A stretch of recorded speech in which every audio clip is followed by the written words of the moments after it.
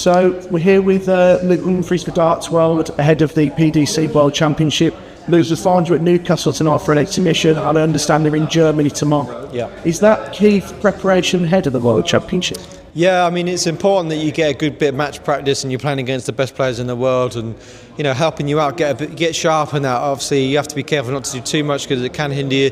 Your schedule's really packed out and you're not getting no rest, and it can have an adverse effect. So, I feel like I'm feeling good. I don't feel too tired, and obviously today we're in Newcastle, 2 in Germany against, again, loads of top quality opposition, and hopefully it helps me out and gets me ready for the World Championships this year. And it'll be Ted Everts first up in Ali Pali. Feelings on that match and thoughts on Ted? Yeah, I mean, I don't really have no feelings on it from the fact I don't really know where Ted's game at. I don't really see him play that often, really. Obviously, he's not on tour. So for him, he might go out there and really relax and be unbelievable, and I really have to pull out my top game, or he might be feeling a little bit hindered by the fact he's not playing on a big stage for a long time. You just don't know. So for my sake, I'm just going to go into the game feeling like I have to be at my best, which of course I'm always going to do. And I know Ted's a great player, so I know that it's not one of the easiest draws I could have got, and I've got to be on it to beat him. But the way I've been playing, I feel really comfortable that I can win that game. It's been a sort of last few months of his life, and I think your misses up, and that's so you've been in the final of the World Grand Prix, the Grand Slam, the European Championship. How was your film where you wanted to be right now ahead of that?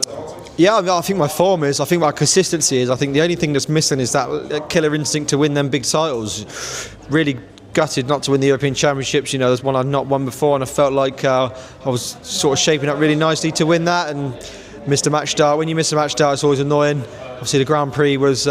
Felt like I was the better player against Luke in that, but his timing was unbelievable, and that's how that's why he is as good as he is. And for me, again in the Grand Slam, the timing weren't there. He was kind of a similar game. Both played to a similar level. I just found myself, behind 11-9 when I felt like I could have been a bit tighter to him, and that cost me the title there. So, the form's there. I just need to be in that critical moment, hitting that good score, that clinical finish to keep myself in the game and go on and win after it. And it's. Obviously, you're synonymous with Luke Little every time I mention your name now. And of course, he has taken the world #1 mantle now.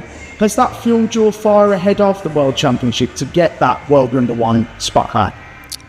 Not really. I mean, I'm not fueled by being world #1. Like I said in a few interviews, my life hasn't been turned upside down by being world #2 all of a sudden. It's kind of just a number. But, financial rewards and the fact of being called out world #1 is really the full success of it. So, of course, I want to get it back, but, I have to win the Worlds. And I knew that about 6, 7, 8 months ago, that it didn't really matter what I did in the run-up. I had to win the World Championships with the money changing. So, yeah, if I go and win the Worlds, I've had a good year, but if I go and win the Worlds, then it's been a great year, and that's really all that matters. And do you anticipate that you and Sven will lead many lot of finals in the years to come, or do you think there will be those Van Veens and Josh Rocks that will come through and contest with you?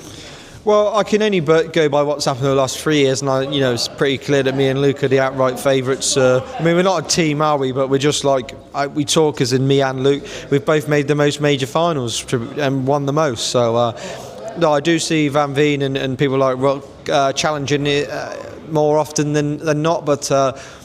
You got a lot to prove. I mean, Gian's made 1 major final this year. I've made 5. Luke's made 7 or 6 or 7.